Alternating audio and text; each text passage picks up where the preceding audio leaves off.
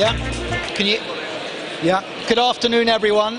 The session is now, we're now ready to get underway. Apologies for the slight delay. And as you see, we have quite a significant panel. So I'm going to say a few words to set the scene, and then I'm going to hand over to the panel. I won't introduce them now because that would take up too much time, so I'll introduce them as we go along. But just on to the big idea really of this session, and I think it's that sense that in the big set piece global events and conversations and conferences that take place around the future of food, there's something that's extremely rare, although it's so obvious, and that is the connection between what we produce, what we grow, how we farm, and what we eat, our diets, and our health.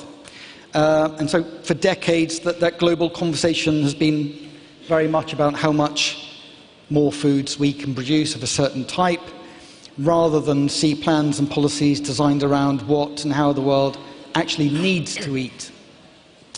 And the rare examples do exist. For example, in 1975, the Can Britain Feed Itself report by the pioneering scientist and ecologist Kenneth Mellanby, in which 50 years ago he was arguing that Britain could, in fact, feed itself if meat consumption was reduced. And then in 2007, a study by the same name, by Simon Fairlie, published in the Land magazine, reached similar conclusions and did some modelling and some calculations in which meat reduction could, and a lot of other changes taking place, would mean that Britain could feed itself. But again, it was very much on the link between what we should grow and how we should eat. And it's also important to add that theme and that connection has also been made in decades of work by Colin Tudge as well. And if, in terms of policy, and I've been researching and telling food stories for almost 20 years now, but if we look back to the last Labour government and Environment Secretary Hilary Benn's Food Matters strategy, again we were seeing the beginnings of an idea taking shape in which production was linked to consumption, that farming should be, I guess, designed around people and the foods that they're eating. In more recent years, Henry Dimbleby's National Food Strategy, again, made a case to take into account the health of the planet and also the nation in formulating the future of farming and food policy.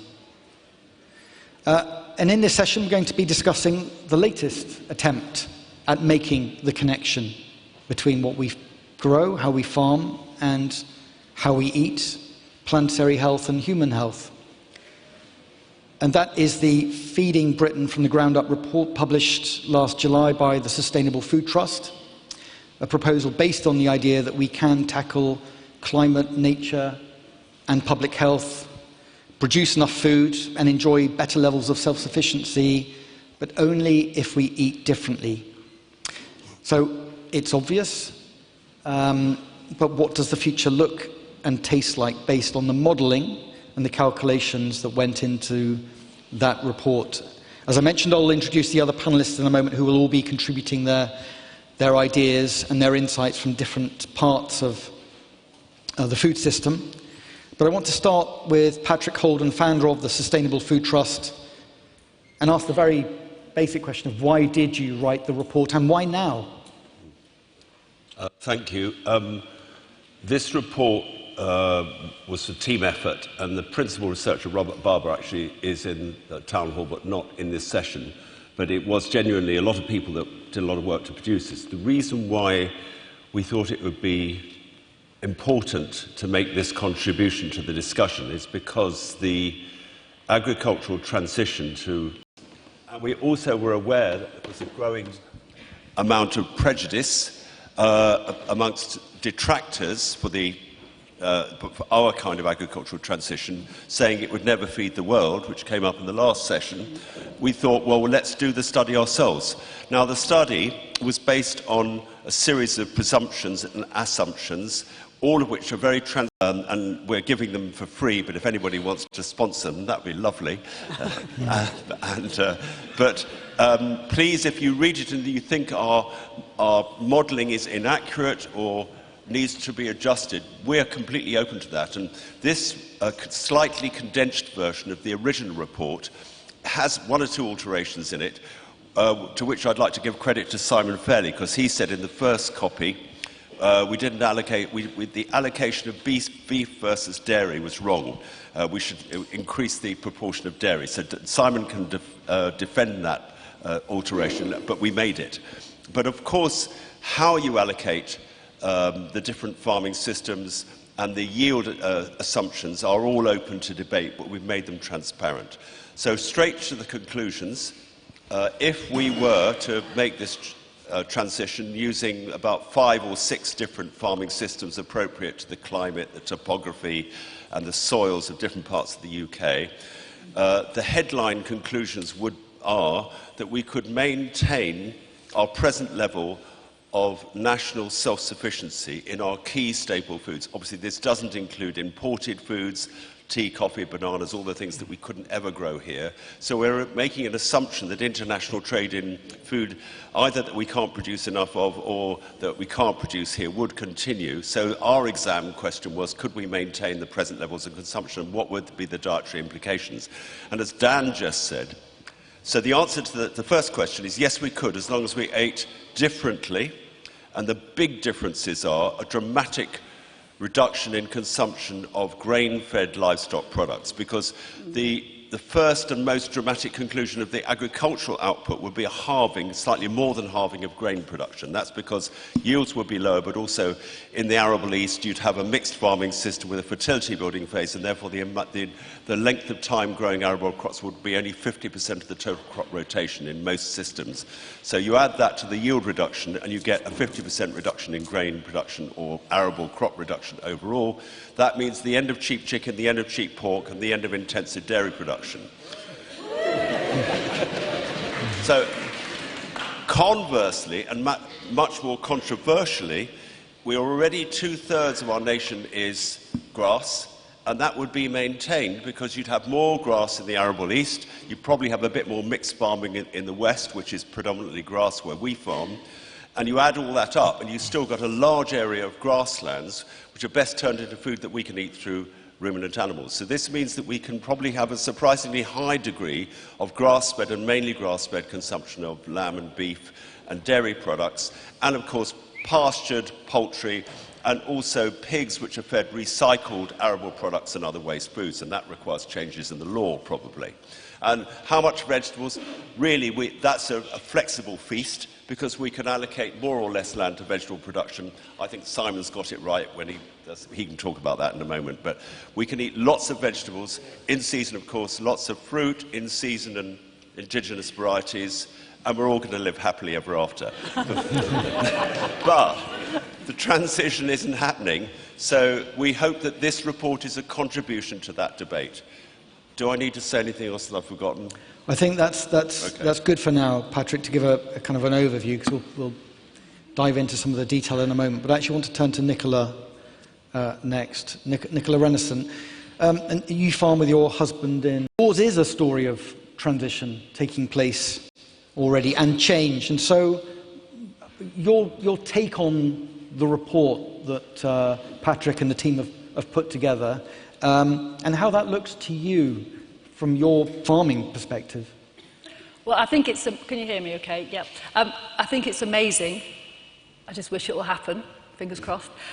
So just a quick background. We came from... it wasn't dairy, it was beef and sheep. But we moved to our farm, Reno and I, who's in the audience, in 2012.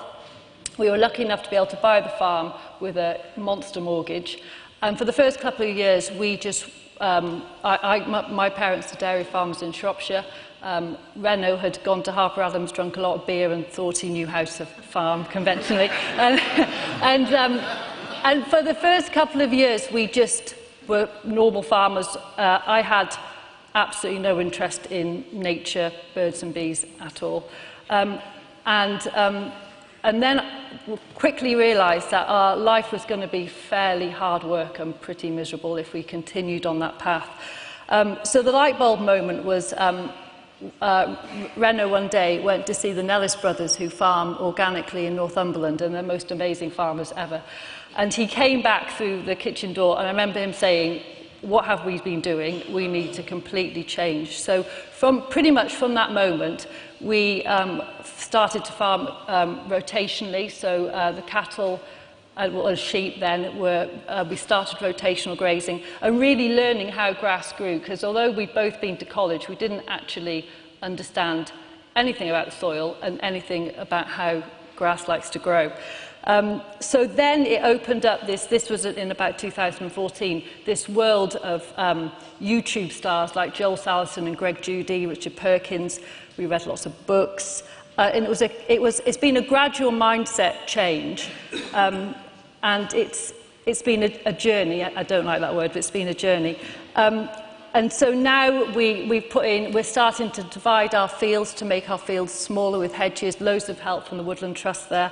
And so now, at this moment, we farm 360 acres. 130 of it is quite rough land, which is going into woodland pasture. We have 80 Aberdeen Angus suckler cows who are all PFLA pasture-fed. And we sell stores, and we also, behind the cows, we have pastured eggs in eggmobiles, which are definitely the way to I was going to say grow eggs, lay eggs. And we also have meat chickens in Joel Salatin style chicken tractors, and we have a few pigs, and we also have a kind of fledgling glamping enterprise. And it's really stacking systems on top of each other. The other thing that we did was a few years ago we went to Groundswell, got completely inspired by that, but Groundswell's relatively arable based, so we thought, why don't we do a conference in the north around pasture? So we set up with Liz and Tim in the audience, Carbon Calling, which is, and all this movement and this book is farmers learning from farmers. So the conference is all about farmers speaking to other farmers and being inspired, just how we were with analysis. So that's what set off our journey. And just quickly, do you feel you are farming in a way that's in tune with the report, or are there things in the report that you would need? Yeah, it's absolutely spot on. Okay.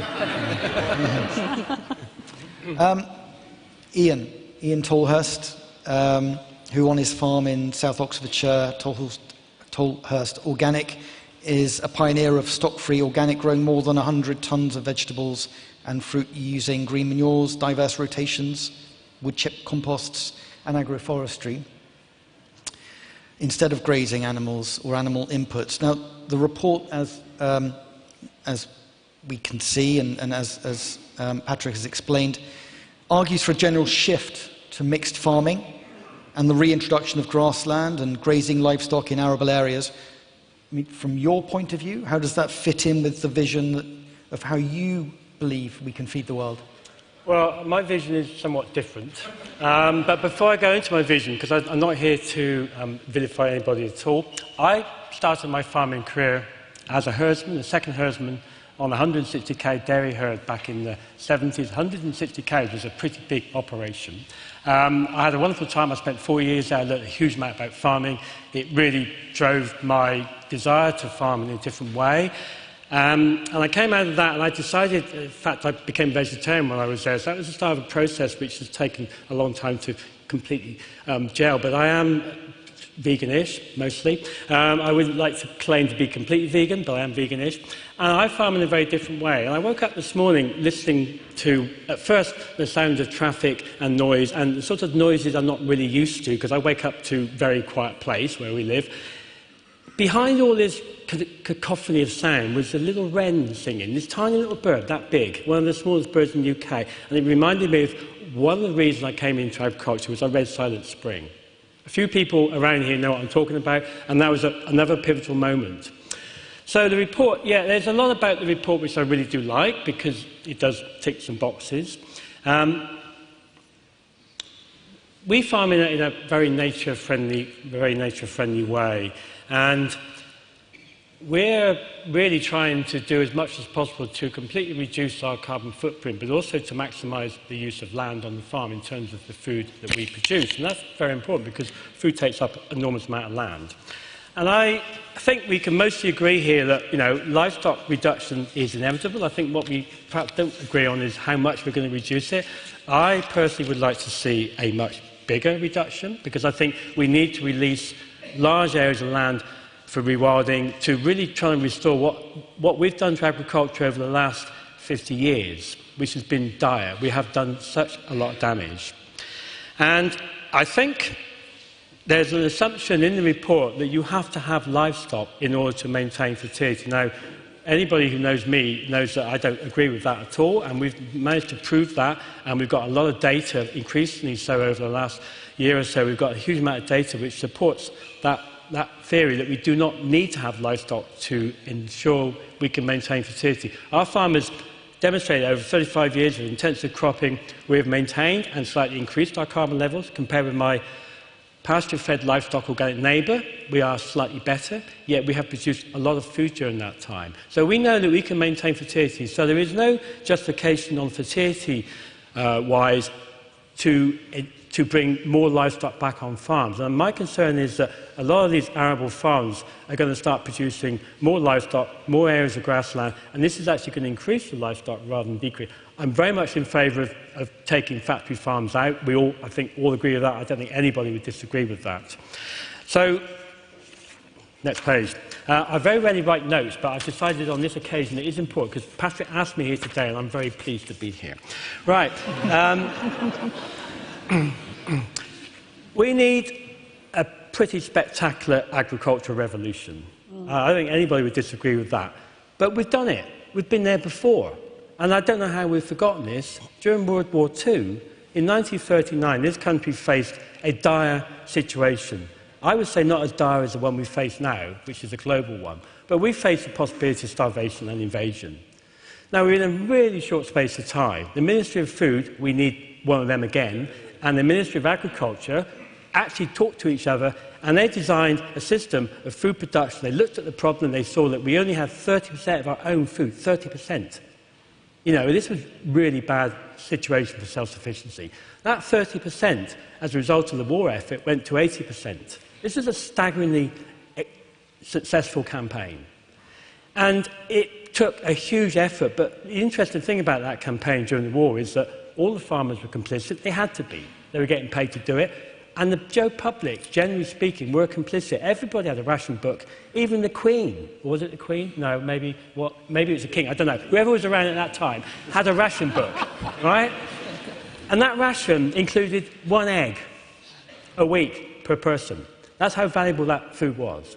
And the reason the Ministry of Agriculture and Food did this was because there's no way we were going to feed ourselves if we were going to do it on beef and chicken and pork and meat. The area of livestock plummeted dramatically. The slaughterhouses were full up for a year and a half, and then it all went quiet because there was not an awful lot of meat around. The country could not afford to use that land for meat. So this hugely successful campaign, which was largely complicit by almost everybody, was an incredibly good example of how this revolution could be put in place.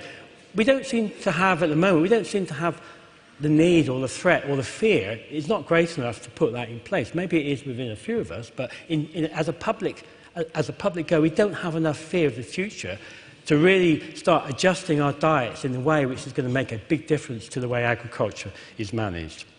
So farms during the war had to do what they were told. They were visited on a regular basis. If they didn't comply, eventually, after several non-compliances, they would have their farm taken back, and somebody from the Ministry of Food or Ministry of Agriculture would manage that farm. So it was a very vigorously enforced campaign.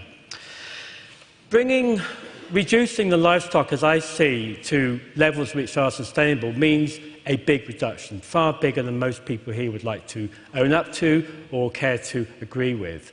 We're looking at some meat production. It's going to be much, much less than it is now. And as a boy, we only had beef on a Sunday. We didn't have chicken because chicken was too expensive.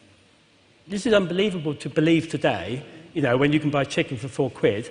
But yeah, chicken was far too expensive. So, am I rambling? No, I hope not. No, all good. I've got 2 minutes left? Yep. Okay, I should do it. So, this radical change in agriculture, which is going to divert a huge swathe of land into other uses. If we took out 50% of all the grazing land, and I actually think it perhaps needs to be more than that, but if we took out 50%, it releases a huge amount of land. It really does. Take away all the factory farms, take away the intensive production. If we were to double our consumption of fruit and veg, it adds less than 1% to the land area. I mean, it's nothing. This is how efficient feeding people on fruit and vegetables. Forget about pulses and cereals, but the fruit and vegetables would take less than 1%. This is a tiny amount of land. This is not even one county in the whole of England. So that doesn't use a huge amount of land, but more land would be going into pulses, more land would be going into tree crops, more land would be going into agroforestry, more land would be going into nature restoration, which I think is what we now call it, rather than some other word we used to have. We are looking at a picture of England which I am quite confident could feed itself. If we could do 80% self-sufficient during the war, surely with the technology, the knowledge we have now, we could do even better than that. But it does mean a big step change in people's eating habits. People are going to have to accept that. I don't like the idea of enforcing this sort of diet on people. Somehow we have to persuade people this is the most important thing they're going to do in their life. So, I think Britain has got fantastic opportunities in agriculture for massive diversification. There's crops which we should be growing a huge more of, hemp, linseed, pulses. These are all crops which fit perfectly into agricultural rotations. There will be a very, very small area of livestock. Livestock are important, I think, for other reasons, cultural reasons, social reasons, reasons of maintaining biodiversity, and there will be some byproduct of that. But I think we have to face, for many people, the really difficult reality that livestock will be a very small part of most people's diet. Of course, if you've got loads of money, you're going to eat meat every day of the week. That's how perhaps it may turn out. So, my vision is probably quite different from everybody else's here, but I think we have similarities. We all share a common aim in terms of what we like to think agriculture will move on to. Thank you. Thank you, Iain.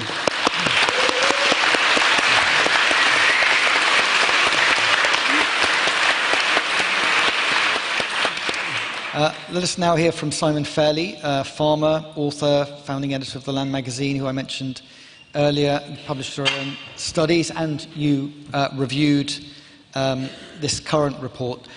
Can you just pick up where Iain left off, and this idea that there are many, there is common ground, but this idea of livestock, grain production being halved, 75% decline in pork and chicken production, 50% decline in eggs is stated in the report. Fill in the gaps in terms of, can you just describe what is being produced and what isn't being produced that will help Britain feed itself? Oh, heavens. No. No, but just in terms of the livestock I can say what we do and draw some conclusions. I will come back to the Second World War, I think. But I'm at one end of a spectrum, at the other end of it is Dyson Farms, I suppose. It's a part-time holding. We've got 6.5 acres of grass, 1 acre of garden arable, mostly grade 4 land. And I run, together with other people, part-time subsistence holding, producing food for a community and guest house. We feed about 20 people a day. And on the holding, we have 2 Jersey cows, 2 pigs at one time, so that's 4 pigs a year. We have a vegetable garden and potatoes taking up about 1 acre. And we have fruit, we have some orchards, we do apple juice. Altogether, we produce goods that are worth £24,000, well, we did last year, but we don't see any money because it's all consumed on site. And that has certain advantages that I'll come to. The way it functions really is that well, you can see it as a sort of stream of fertility running through the whole system that starts with the grass, either grazing or hay, and then that gets fed to the cows, either as grazing or hay.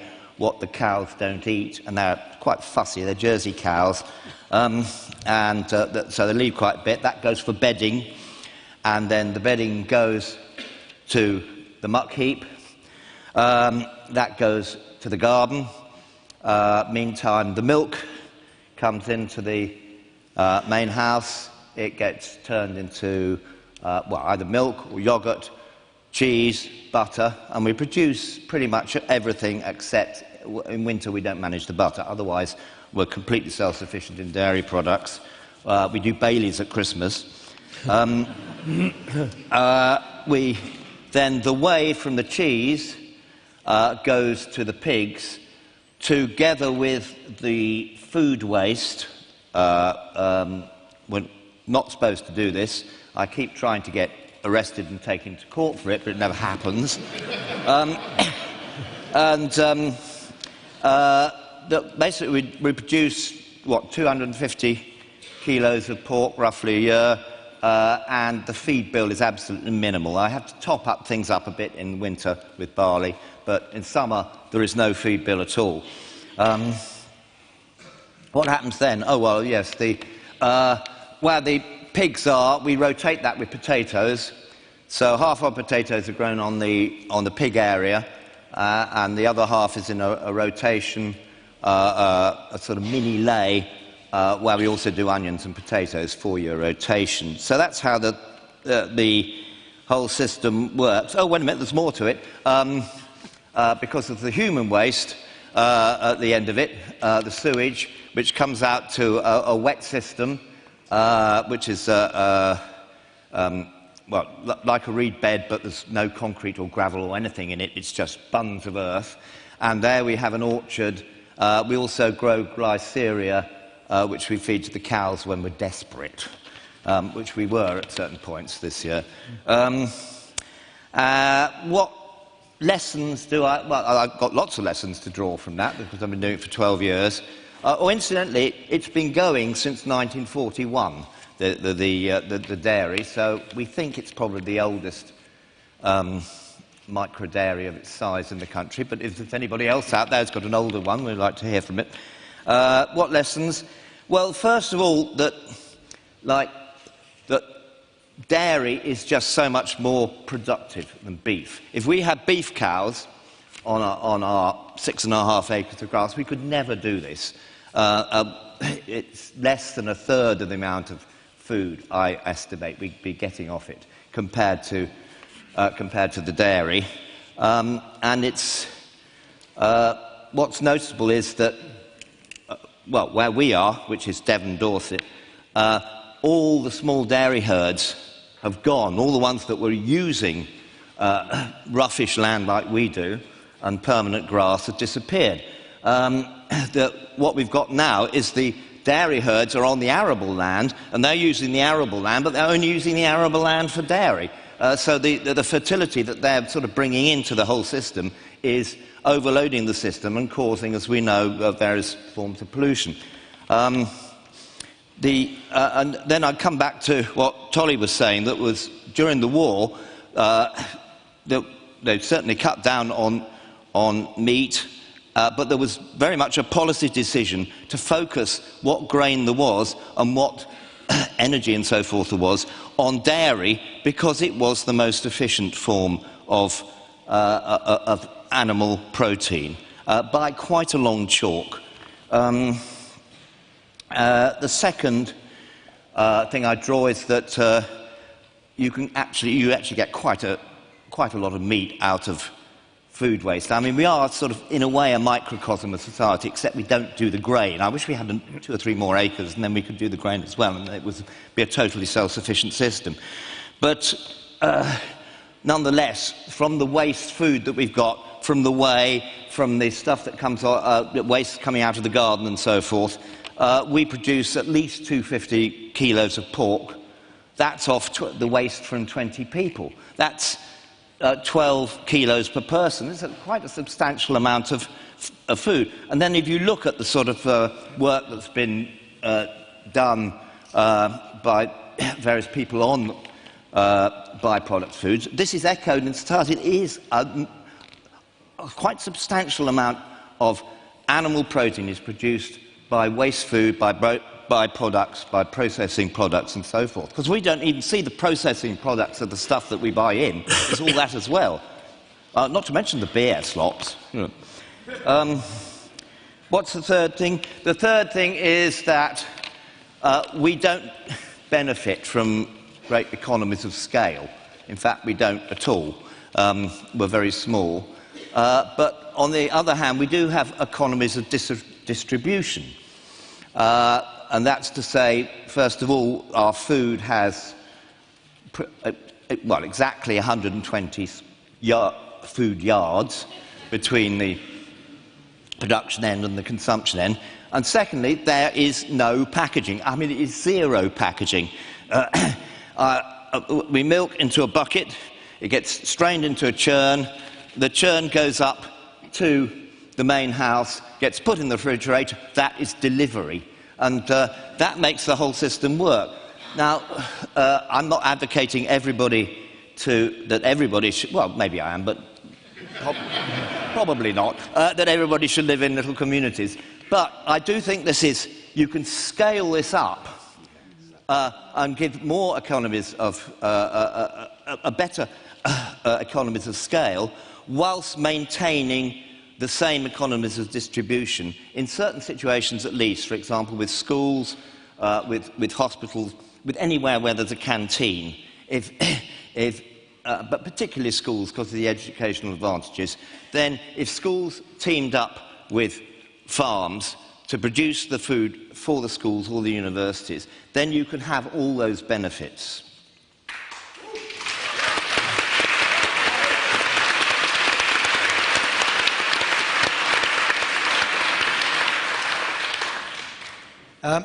And as I mentioned in the introduction, and is clear in the report, it's that connection between production and consumption.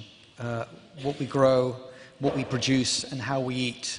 And that's why I want to turn to our final panellist, Darina Allen, chef, author, presenter, co-founder of Ballymaloo Cookery School, which takes its students from farm to table on a 100-acre organic farm in East Cork. She's been an influential advocate for farmers' markets, and through her teaching, writing and broadcasting over many decades, Darina has done more than most to encourage people to think and act differently about food. So, Darina, how do you think we can feed Britain and change the way nations eat? Well, thank you, and Ireland again. Well, exactly, yeah, and nations. And indeed, for that matter. And I'll sort of, in a way, there are many, many parts to this jigsaw, many bits of solutions and so on. But I'm the eldest of 9 children, and when I was a child, my mother loved to cook. There was always cooking going on in our house. And the very strong message was, well, if I don't put the effort into the sourcing and putting food on the table, we'll give it to the doctor or the chemist. So I was brought up with a very strong understanding that our food should be our medicine, and that this is what it was. And but in a way, what has happened in the last number of years is that we've handed over, here in our country and all over, we've handed over the responsibility over our food choices to the multinational food companies to a great extent. And considering it's the thing that keeps us alive, our food is what each and every one of us need every single day to exist. And yet, we've, to a great extent, we've become so de-skilled, and we can't really expect the multinational food companies and so on it's not their responsibility to keep us healthy. And so it's their responsibilities to their shareholders, obviously. So I would love to see a situation where the philosophy is flipped. That instead of farmers being paid to produce the maximum quantity at the minimum cost, that basically they were paid, and we, when I say that they, I mean we were paid for the nutritional content of food. So we paid more for food that was going to nourish us more.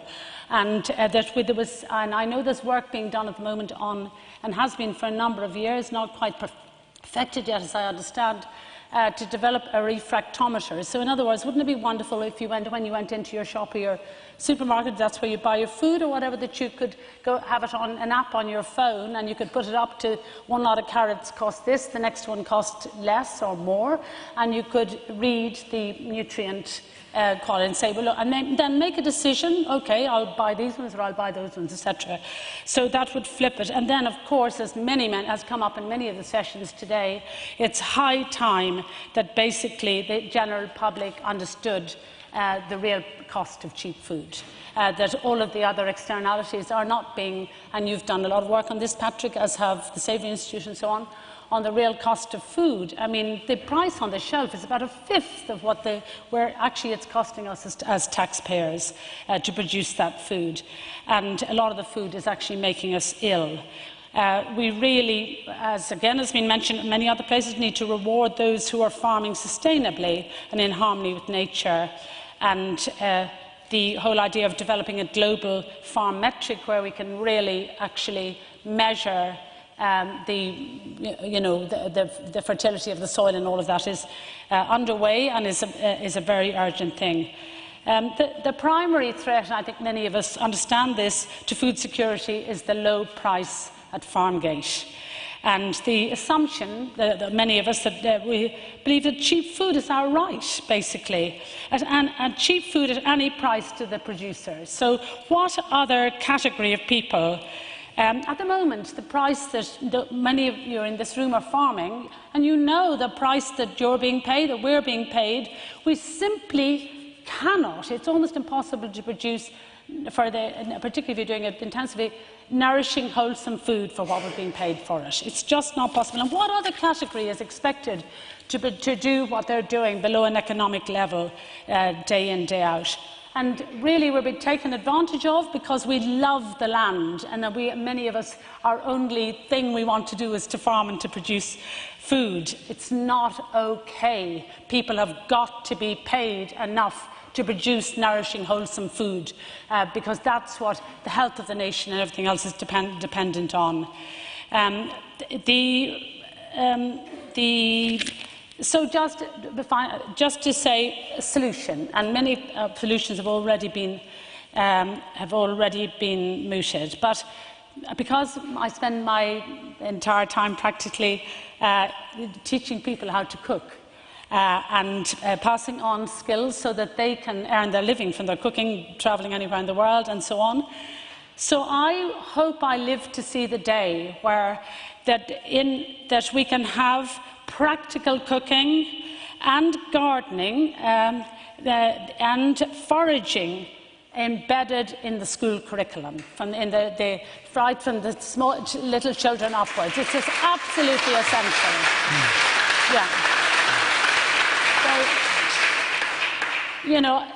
There's such an emphasis on the STEM subjects and everything, but you can't eat a flippin' maths book. But yet we need to eat every single day. So why is it that these skills are looked on as of lesser value? To be able to cook. I remember I was educated by Dominican nuns, and I remember when they were coming to the end of our time at school, what are you going to do, my dear? And basically all I wanted to do was to cook or to garden. It was the only thing I knew anything about. And I remember one little nun drawing herself up to her full height and saying, you're never going to need that, my dear. You'll have a cook or you'll have a gardener. And so the not even subliminal message was that those skills are of much lesser value. You're not going to need them. That's absolutely crazy. We need both. And we must, when I say practical cooking, I mean literally teaching the children how to cook. At the cooking school, we link in with 9 local schools, and each of those schools must have a school garden. It's under my slow food hat. They have a school garden, and the children are then taught how to sow a seed and watch it grow. And they discover the magic and the miracle of sowing a seed and seeing it growing into something. And that's it. You've got them. basically. And then we send a chicken coop and 2 hens to all the schools. So the children learn where eggs come from and how to keep hens and things. And then they clean out the chicken coop and they put the manure onto the compost heap in the school garden. And then they know about building up the fertility of the soil, and that comes back onto the soil in their little vegetable beds to grow more nourishing, wholesome food. And they go home to their parents, and they want their parents to grow something, to start a vegetable garden, and to keep hens. And so that's the very best kind of pester power. Okay, but if we're to feed, this is, in my opinion, this is part of the jigsaw. If we're to feed all of our countries, it's all, to a great extent, going to be about many small local initiatives feeding our own communities, but giving the children their skills to actually, so they can, the basic life skills to feed themselves properly. Also, the agriculture and horticultural colleges, love to see them focusing more on the fertility of the soil, and also on teaching people the importance of making compost. We're failing young people by not giving them these skills at the moment. And in all of our countries, not just over here with the NHS, but also the HSE in Ireland, our hospitals are absolutely bursting at the seams. Not enough beds for people and so on.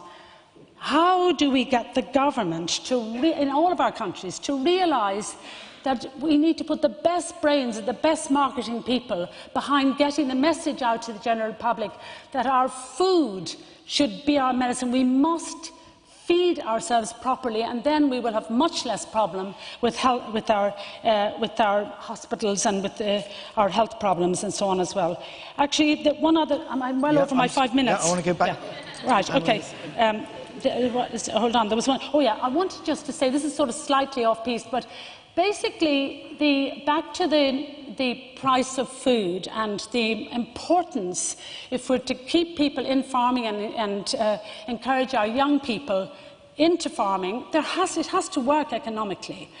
So basically, and everybody deserves and should have access to really nourishing, wholesome food. And we know all of that, and we fully agree with it. But there are, some people can't obviously afford any more than that, but basically, there's something in France called Qui est le patron, and it's worth looking it up. A lot of it on Google is actually in French. But basically, this young man whose parents were, it's a very quick story, his parents were farmers, and they encouraged him, he wanted to farm, but they encouraged him to, for God's sake, go to Paris and get a job in the city and be a venture capitalist or whatever. And he was making lots of money, come home at the weekends to visit his parents, and there he would see them working so hard, making virtually no money, losing money, etc. And this is troubling him. He went back and told his friends, and many of his friends said, he said, well, if they could only just get a few more euros for their milk and for whatever, it would mean that they could break even and so on. So they chatted, and they thought, how can we link technology or do something about this? Anyway, so they all chatted, and they looked at the price of how many euros more they would need, and dairy, and they did chickens. They've done a lot of products now, up to 50 products, I think. And because there are lots of us who actually could afford to pay a little more for our food, and actually would be happy to if we thought it was going to go directly to the farmer. Okay? So what they did was they did these metrics, or whatever you call them, and they then launched a product called Qui est le patron, and they said, well, look, if you pay this for a litre of milk, they're very, very good packaging as well, so it stands out. First and foremost, it was done online, but now it's all in the supermarkets as well. And they had, if you pay this much for your milk, this is what you get. If you pay this much, it means the farmer can stay in business for whatever. Anyway, and eventually, or this is what you need to pay if it's organic. And they actually gave the consumer a choice. It has been a phenomenal success. And I think many of us, and should be copied in many ways in all of our countries, but basically it gives those of us who would like to support the farmers and make sure that the money went directly to them a choice. Qui est le patron? Anyway, there you are. That's it. Finished for the moment.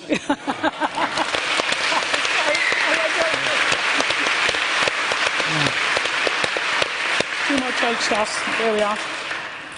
Patrick, I mentioned in the introduction these attempts through over decades to make a connection, to make the link between how we should farm, how we should produce food, and how we eat.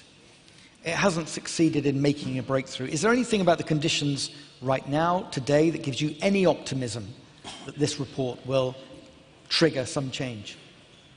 I think, yes, I think that somebody's already said this. I think there's no alternative, and I think there is an awareness, a growing awareness, particularly amongst young people, and it's demonstrated at this conference, that there is a massive change needed. But I think the biggest challenge is education, and we had a meeting of initiatives that are springing up everywhere to look at the possibility of collaborating over education, because Darina, you didn't mention it. Yeah, I think you're hoping to set up a farm school. I'm retiring from last Monday, and my retirement project is to now set up a farm school, hopefully, with your help and so on. I think that farms need to become educational platforms. I think that we need to pass on the knowledge of practice to the next generation, starting in schools. And I think this should be one of the big impulses that come from gatherings of this kind, that we all need to get involved with educating young people, but also existing farmers, passing on knowledge through practice. We need a complete reform of the education system, which is really not fit for purpose. It's a rat race to get people to pass exams. And I think there are plenty of people here who are part of that, already part of that. We just need to take it a lot further. And just in terms of globally as well, because I mentioned the 1970s report, during which huge amounts of instability, crisis, issues over energy as well. But, you know, again, what globally is going to, I guess, make people engage with the ideas, the model, the way of farming and eating that you're proposing here? People are sick. I'm overwhelmed by both the sort of enormity of the challenge. You mentioned, things like Ukraine in your earlier talk, and how that's been such a shock. And it's made, in a funny sort of way, it's precipitating the change that needs to happen, because fertilizer prices have gone up by 2 and animal feed prices have gone up. So I think there are some weird external forces that are going to help this. I also think we need to concentrate on reforming policy. I was at COP27, and I think that we need to, as Darina said, we need to make the transition financially viable. There's a lot to do on that front. But I do think the key in the end is informed public opinion, because politicians just want to get re-elected, and at the moment, because of what Darina just said about our obsession with the cheapness of food, there isn't enough political momentum to make politicians think that this is an election issue. And so I think, the food programme, all the education programmes that there are out there, and all of us acting as educators, I think it's all in our hands now. But can I just say two things? One is that I think what Simon's doing is really important, because in microcosm, in land use terms, he's got it right, because, as Simon says, millions of acres of the UK are not dissimilar from the land that Simon is farming, grade 4. And what is his system? It's using grass and ruminants to build fertility and produce food at the same time. And it's cyclical, and you scale that and you've got it. And just to Tolly's point, because I did want to come back for some theatre with you, Tolly, even though we love each other. I think you're right. Everything you said is right. But what about my farm? Because my farm's 300 acres. Would you rewild it? It's 90% grassland. We're producing enough milk, dairy products, cheese in our case, to feed 3,000 people, and probably enough meat from the barren cows, etc., to feed another 500. We used to grow vegetables, as you know, but surely you would agree that for upland, more marginal and larger scale farms, the system that I'm using is part of the solution. Yeah, basically, but I would also expect you to keep your farm, right? But you're going to have to change your farm. You're going to put more trees in, you're going to be more diverse, you're going to be producing different crops. And that actually gives opportunities for more people to get back to land. More people to learn new skills, new experiences. There's a marketing issue around all this, of course, but that's something else we have to share. But yeah, I'll let you keep your farm, Patrick. I'm not going to take it away. Do you agree that, there are a lot of farmers in this room? You are farming upland mainly. A lot of UK is extensive grassland. Some of it, and we've factored into this report, should be reforested. Some of it should be wilded. but there's a lot more that can produce food that this nation needs. And as Simon said, growing even some grains, modest amounts of grains for dairy cows, that could be part of the solution. It could, but I think, the area has to go down. The area to livestock production in terms of pasture has to drop quite significantly, which means that some farms are going to have to change. Now, if you took 100 livestock farmers and asked them what they would like to do next year, quite a large number would say, I would like to give up keeping livestock. For various reasons. Most of that is fueled by economic problems because they cannot make it pay. Also because they don't have anybody to take the farm on when they get to my age, which is another issue altogether with succession. So unfortunately there are a lot of farmers who have done a really great job and done fantastic work in terms of rearing animals in the best possible way, don't really want to do it for the rest of what's left of their lives and don't see anybody else taking that over. And that's another issue altogether. Nicola, just based on what Iain said, I mean, how are you... I feel in the middle between these. Well, no, I do agree with Tolly.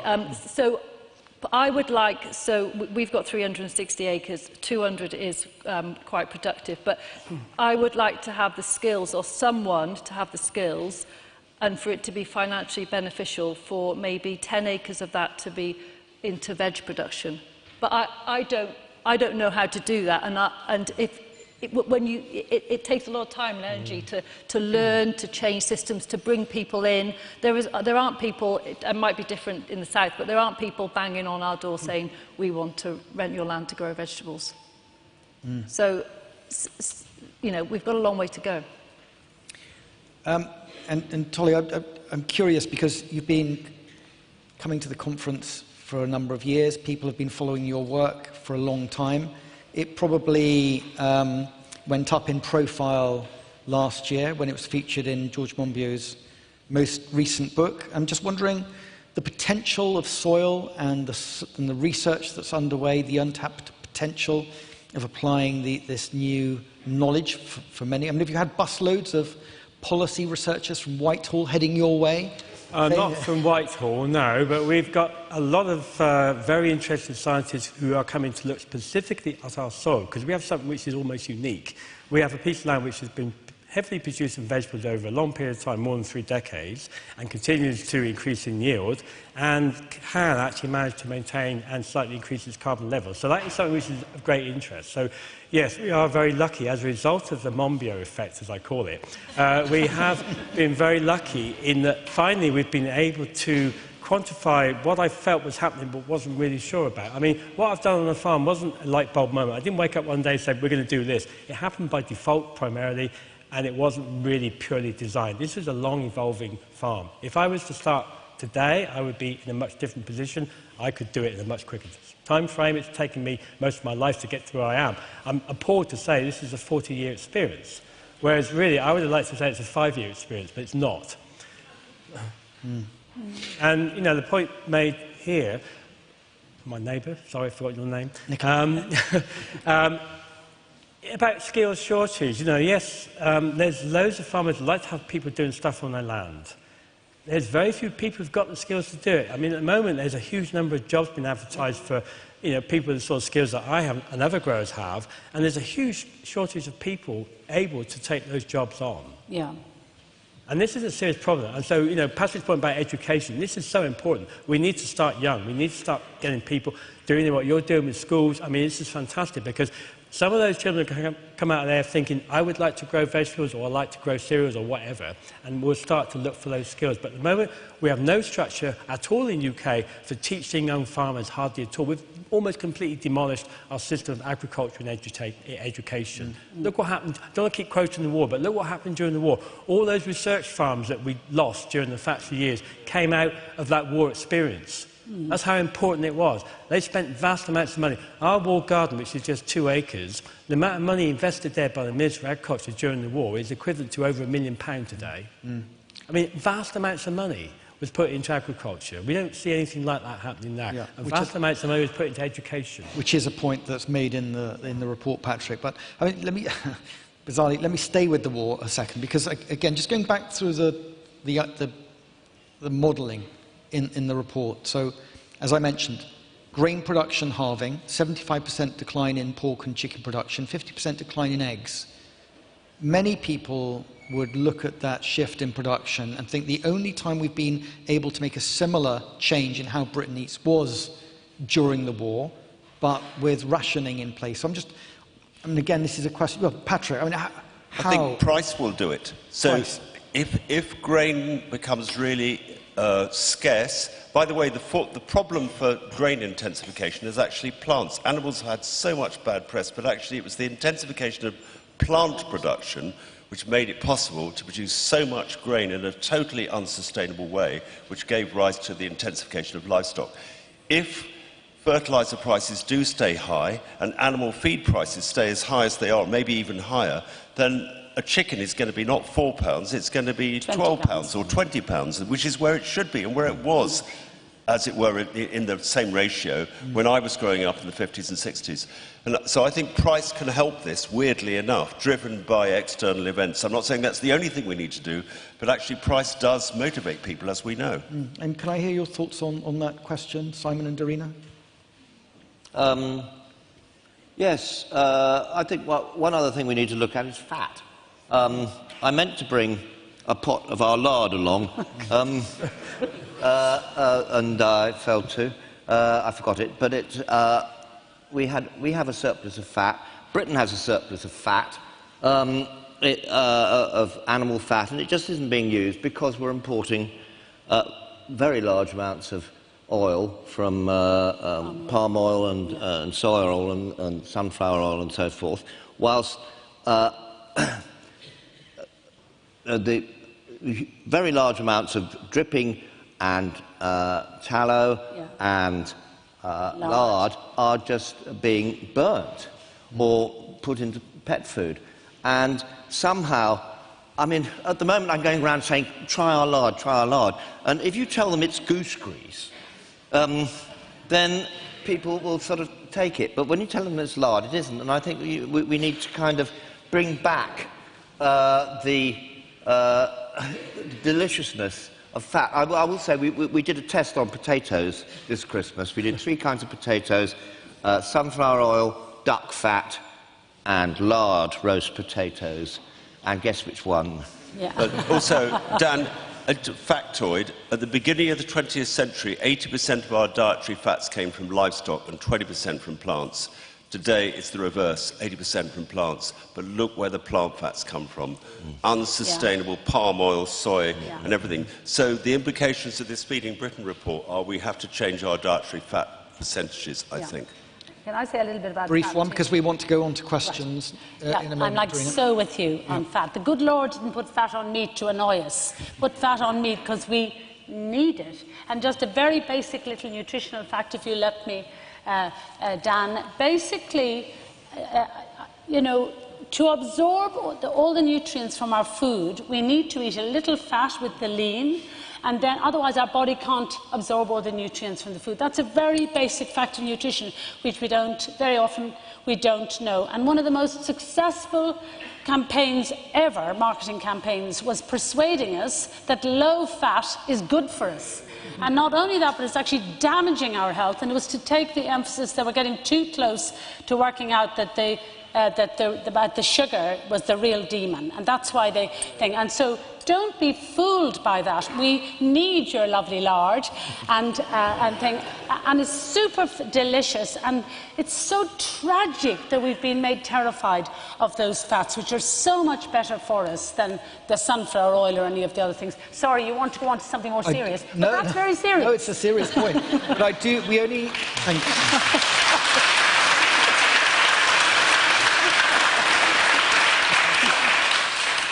I have a number of questions that have come in from the online audience, but can I just have a raise of hands for questions you'd like to put to the panel? We have one over here, so if we could have the microphone going in that direction, please, while I read this question. Rachel asks, how do we square the cost of housing and energy with the cost of food? I'd love to pay my local farmer more, but 3/4 of my income goes on rent and energy. Yeah, I've got a particular thing about the cost of living. It's not a cost of living, it's a housing crisis. I mean, if we were to tomorrow reduce everybody's mortgage by 50% and reduce the rent by 50%, we would have a lot more income for food and other things. So I think, you know, the media is very much... The media has talked us into thinking we have a cost of living crisis, and they've put food and fuel at the top of that crisis. There's been I've heard no mention anywhere about a housing crisis for ages, and I just wonder why. Anyone else? Yes. Yeah. Can I do my graph? Which is, this is, well, I have to do this back to front. But this is the cost of wheat from about 1900 up till today. Yeah. And this is the cost of housing from about 1900 up to today. And there are reasons for that, which were elucidated by Ricardo, who I'm a bit of a fan of, but I won't go into them now. But basically, people who own building land, which is scarce, have the ability to suck up all the surplus that everybody produces. Yeah. I can't go into why, but that's what's happened, and that's what we need to liberate, is all that wealth that is owned by the rentier, if you like, and which has been taken away from food production. Yeah.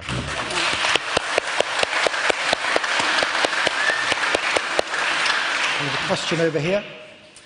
Hi, that's a amazing panel. I'm Dr. Lucy Williamson. I previously worked as a vet, but I'm now a registered nutritionist. I'm here with my colleague, Dr. Sally Bell, and we're here to try and really learn how to better communicate the link between the fabulous food that comes from agroecological farming methods and its impact on human health, because it's huge. I know we've already been talking about that, but I just want to bring to the attention something that really concerns me when we start talking about reducing the amount of animal food in our diets. And I'd just be interested to hear what the panel have to say about this. So currently we know from our annual survey that's done every year in the UK that as many as 50% of teenage girls are low in iron. And iron is an essential nutrient. It's a disaster if it's low. And yet it's very, very hard to absorb it from plants. And there are other nutrients that are the same. We know we have to increase plant-based eating. We understand the importance of plants in our diet. However, there are some key nutrients for our health long-term that we cannot do without and are very hard to get from plants. Dairy is the best source of calcium. 25% of our teenagers are low in calcium. So it really concerns me where this is going to go if we don't value the role of animals in our health and in the land. Thank you. Well, I think the national and international debate about diets in response to all the climate change and nature crises that we're facing has gone seriously wrong.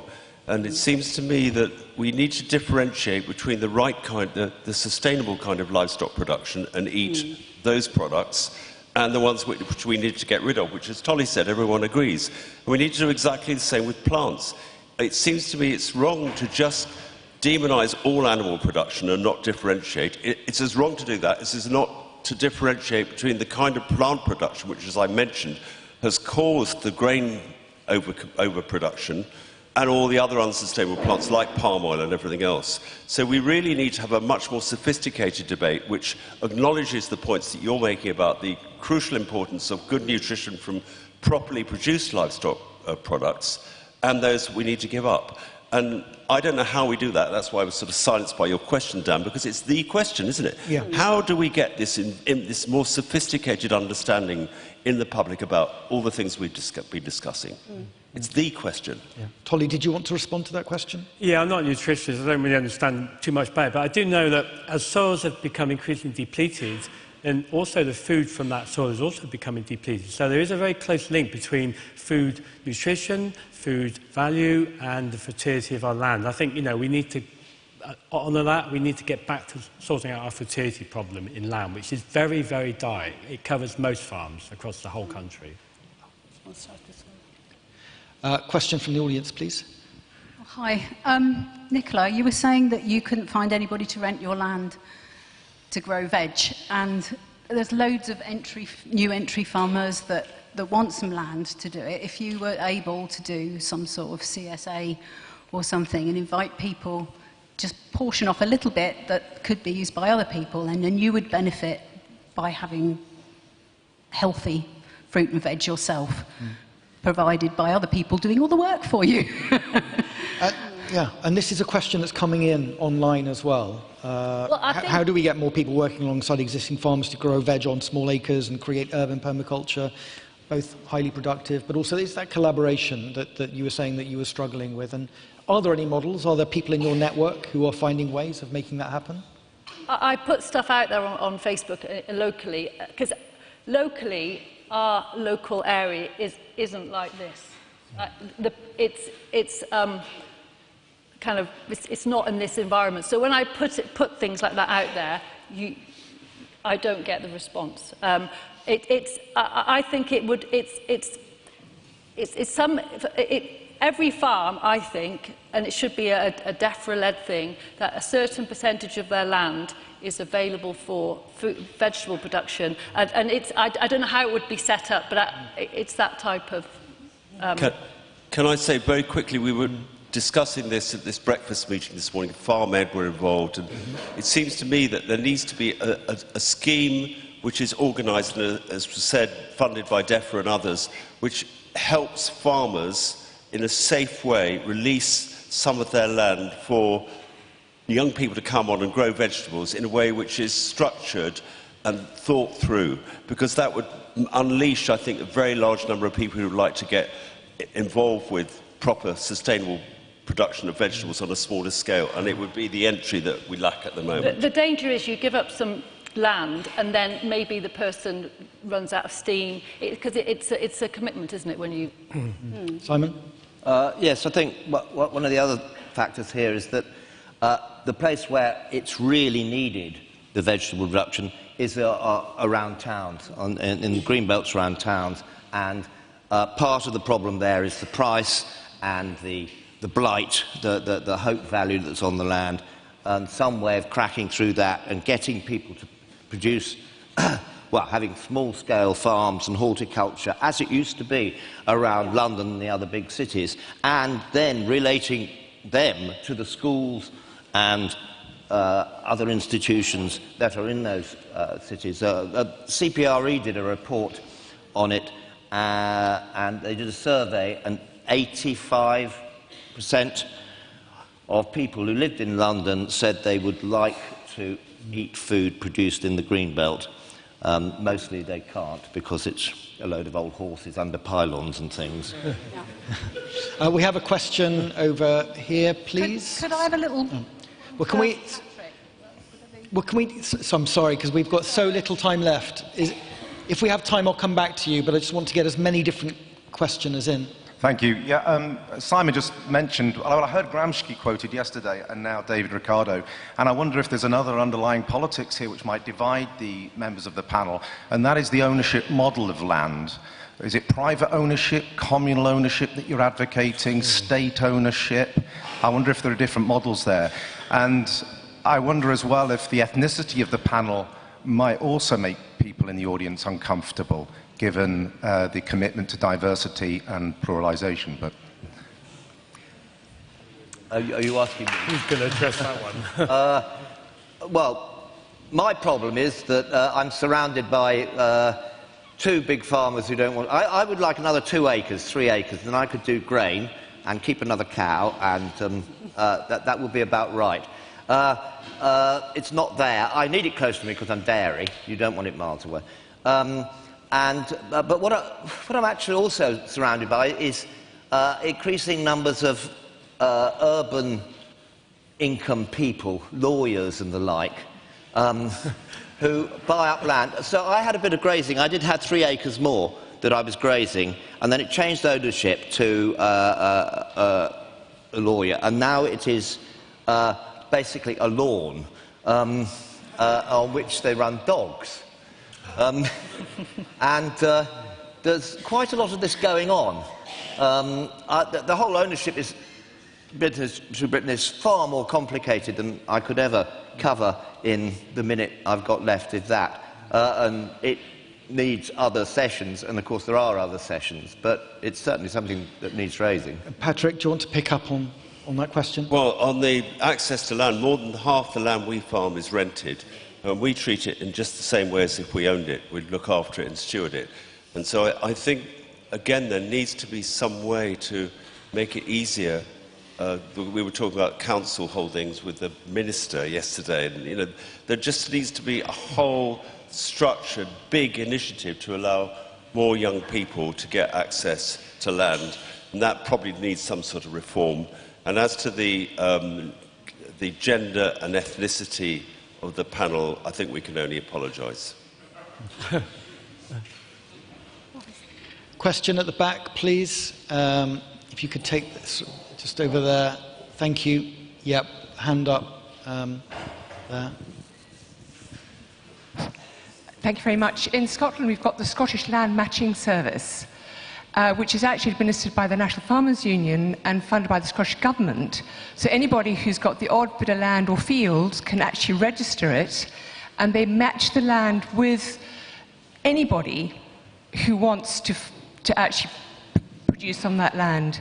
And I believe it's based actually on an Irish system, because certainly there was a lot of time spent in Ireland looking at that. We also need smaller fields. Smaller fields give better opportunities for smaller enterprises. Thank you very much. This is just slightly different. It just occurs to me how difficult it is to move all kinds of things forward unless you have some politicians on side.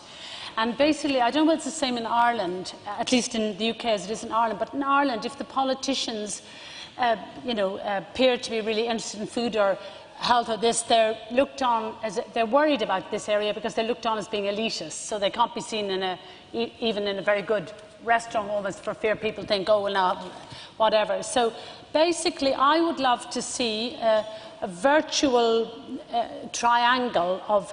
What more of a crisis do we need to galvanise people into action, basically? So if we had a virtuous triangle between the Minister for Agriculture, the Minister for Education and the Minister for Health, or there are three sides of the triangle that need to, for the sake of our nations, to actually join up, get together and put in the war effort, has been mentioned so much before. And just one other little thing. We noticed at the cooking school a lot of the food that we eat is organic or from the local producers and so on, not all of course, and students come from all over the world. So basically one of the things they noticed after a week or two is they don't seem to need to eat as much food as they did before. I remember one student coming from America with a small case full of snacks. And because it's a way of life now to eat snacks from morning till night.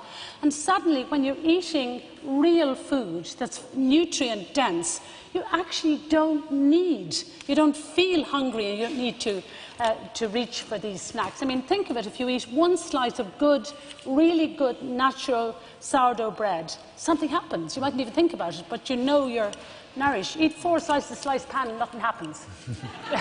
Nicola. Just on that, Darina, I just looked before. 26% of 11-year-olds are obese in this country. Yeah. And that isn't just a bit kind of podgy, that's obese. And so Rishi Sunak is obsessed with everyone learning maths until they're 18, but wouldn't it be amazing if everyone had cooking lessons until they were 18? Yeah.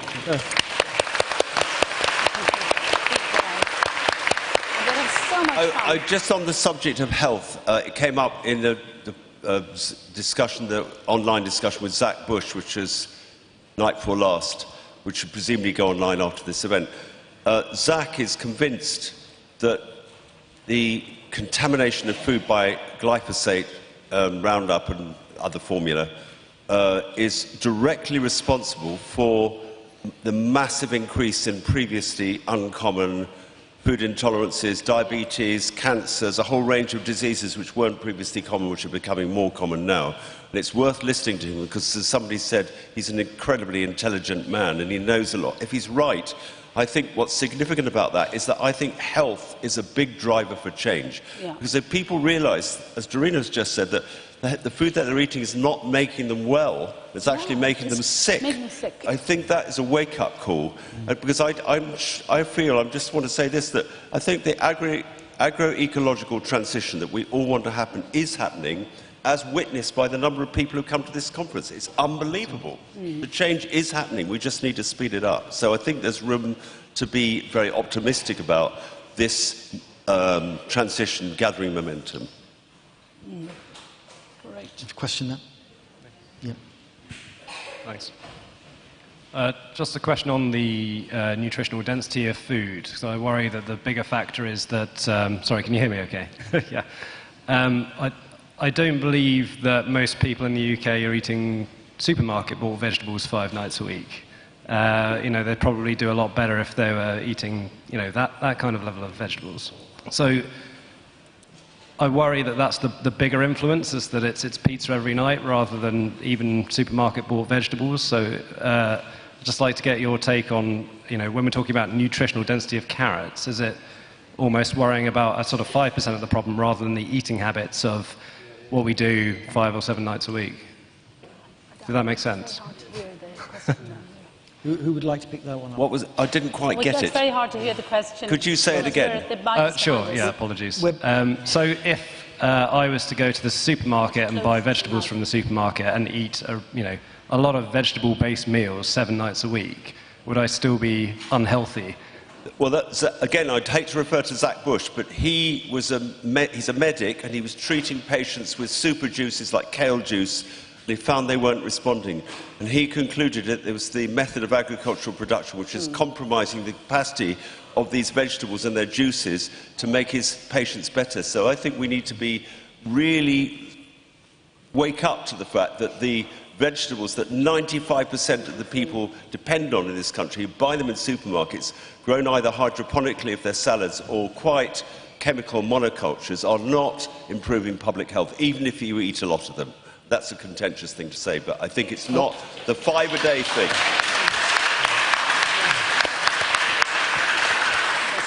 It's the way food's grown. Although the question is pointing at the reality, the fact that we're just not eating enough vegetables, full stop. It's not. There's both. But even if we ate our 5 a day, or whatever the mantra is, it won't fix it. Yeah. A question at the front here.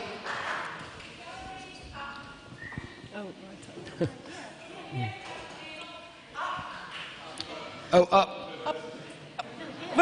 vegetables have to be grown in crop rotations, part of a crop rotation. That's in the report. Yeah. Sorry, do we have a microphone up? Yep. Above? We do. Okay, sorry. Yeah. Sorry, it's very hard to see with the lights and but please go ahead. Up here as well, yeah. Please go ahead. Yeah. Can you hear me okay? I just have a question which maybe hasn't been looked at. Our food dynamic of mixing vegetable production with livestock and other arable isn't going to be marrying very well with climate change, and I'm just wondering what the panel has to say about that, please. Why wouldn't it? Can't see what's the problem. Can you expand? I'm a Scottish farmer, and growing vegetables up in Scotland is not easy at the moment, but actually with climate change, with increased rainfall, it becomes more difficult on a field scale basis. I'm sure there are farmers and growers here who would challenge that. And I would have thought, if anything, climate change is going to make it more possible, not less possible, to grow vegetables further north. Lady, those. Yeah, front, please.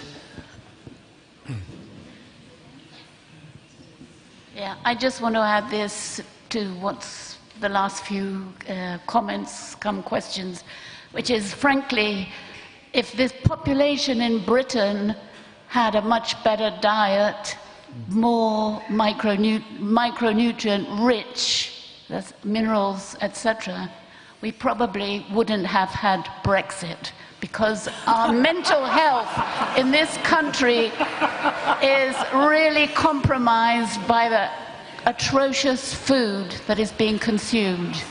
I know we all know it, but let's face it. I think that's a whole new area of research that needs to get underway, I think. We have a question over here. Over here, please. Yeah. Sorry, I can't see all of the hands because of the lighting. One form of farming that hasn't been mentioned is energy farming. As many people know, we've got this prospect of a 1,000-hectare largest solar farm in Europe, we don't know what will happen, but one of the arguments that's been put in favour of it being suitable is that when land has been farmed intensively for years, I think it's mostly grade 3, that actually it's going to improve the soil to put solar panels on it for 30 years, and that it's not out of the question to have small holdings between the solar panels. We've heard all sorts of things that sound, very desirable to sort of have it all in a way, although not if you happen to live in Tackley or one of those villages. But I just wondered what the opinion of the panel on if you know anything about anywhere where this has been done. Why don't we put solar panels on roofs and not on farmland? It just seems completely wrong. Biofuels just the same. It's a scandal that we're growing biofuels, and that's in the Climate Change Committee report. The Welsh and the English versions of the Climate Change Committee are saying more biofuel crops. How could they say that? It's just, and it's the same with PV, I think.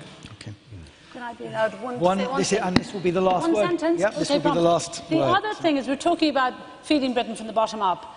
Let's anybody who can, grow some of our own food. All you need is a window or a balcony or a windowsill or something. All you need is a container to get started with something, a few seeds, some water, or you need soil, a few seeds, some water and light and a bit of patience, and then you're off. And whatever it is, it's a little contribution, and this is each of us from the bottom up. We can all, each of us, make a tiny. You're all looking glazed over, but anyway, so you can send me photographs of your little salad leaves and your radishes growing on the windowsill. I'm not joking. Actually, by the way, there's a terrific website called GIY. Grow your own, and it tells you literally day by day, holding your hand, even if you never sowed a seed before in your life. Thank you for allowing me that. And in a conversation about feeding Britain from the ground up, that's a good idea to end on at least. So thank you very much. Iain Tolhurst, Nicola Renison, Patrick Holden, and Fairlie, Darina.